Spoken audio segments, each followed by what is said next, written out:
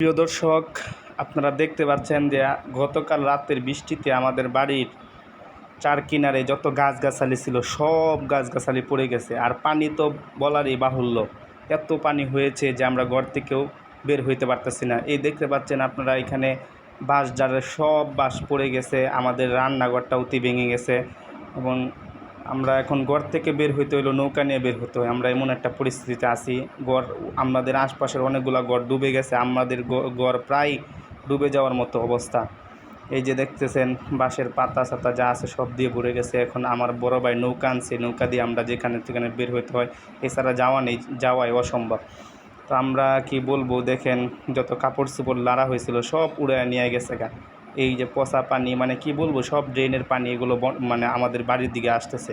সবচেয়ে ভয়ঙ্কর যে কথাটা সেটা হলো, সকালবেলা ঘুম থেকে যখন উঠছি, উঠে আমার একটা পিচ্চি বাচ্চা আছে, তো সে খেলাধুলা করছিল, তো ঘর থেকে বের হয়ে দেখি যে একটা সাপটা যদিও দুরা সাপ ছিল, তারপরেও তো অন্য সাপও তো হতে পারতো। তো এই যে সাপ এভাবে ইয়ার কারণে, বৃষ্টির কারণে ঘরে ধরে থাকে, তো এই যে আমাদের ছেলে বাচ্চারা আছে, ওদের তো অনেক কষ্ট হয় বা ওদেরকে যে কোনো সময় আক্রমণ করতে পারে। মানে আমরা কি বলবো, 2022 সালে যে একটা বন্যা হয়েছিল এরকম মনে হয় আবার হয়ে পড়বে, 24 সালেও মনে হইবে। ওই দেখতে পাচ্ছেন একটা মসজিদ, আমি জুম করতেছি, ওই যে দেখতে পাচ্ছেন মসজিদের মধ্যেও পানি ঢুকে গেছে। আমাদের এই যে এখানে রান্নাঘর ছিল, দেখেন রান্নাঘরটা একবার ডুবাইয়া ফেলছে। মানে এখন কি বলবো, খুবই কষ্টে আছি। সবচেয়ে কষ্ট লাগে যে যারা আমাদের থেকেও নিচে আছে, নিচে বলতে আমরা তো একটু উঁচা জায়গায় আছি, তো আমাদের থেকে ডাল জায়গায় তারা বসবাস করে, মানে গাঙ্গের পাশে। তাদের অবস্থা খুবই ভয়াবহ অবস্থা হবে। অনেকেই ফোন দিছিলাম আমাদের আত্মীয় স্বজনের, তাদের কাছে গ্রামের বাড়িতে, তাদেরও অবস্থা একবারে খারাপ। ওই যে দেখতে পাচ্ছেন মসজিদটা, এটা পর্যন্ত ডুবে গেছে, প্রায় পানি উঠে গেছে, গাড়ি ঘোড়াও চলতে পারতেছে না, আমরা নৌকা ছাড়া বের হতেও পারতেছি না। মানে খুবই একটি ভয়ানক অবস্থা।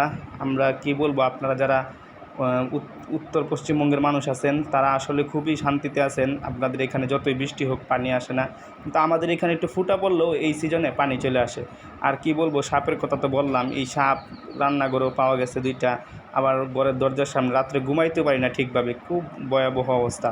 তো আপনারা শুকর আদায় করেন যে আপনারা আমাদের থেকেও ভালো আছেন, আল্লাহ তাআলা আমাদের থেকে আপনাদেরকে ভালো রাখছে। বেশি বেশি শুকর আদায় করুন এবং আমাদের জন্য দোয়া করুন। আর কি বলবো, আসলে লাইভে আসা এই জন্য, ভিডিওটা করা এই জন্য যে আপনাদেরকে একটু দেখানো আমরা কত কষ্টে আছি। আপনারা যারা হেল্প করতে চান, গরিব দুঃখী তাদেরকে হেল্প করেন। আমরা আল্লাহর মতো স্বাবলম্বী আছি, আমাদের থেকে যারা নিচু আছে তাদেরকে একটু হেল্প করেন, এটা আপনাদের কাছে অনুরোধ রইল। আজকের মতো এখানে বিদায় নিচ্ছি, সবাই ভালো থাকবেন।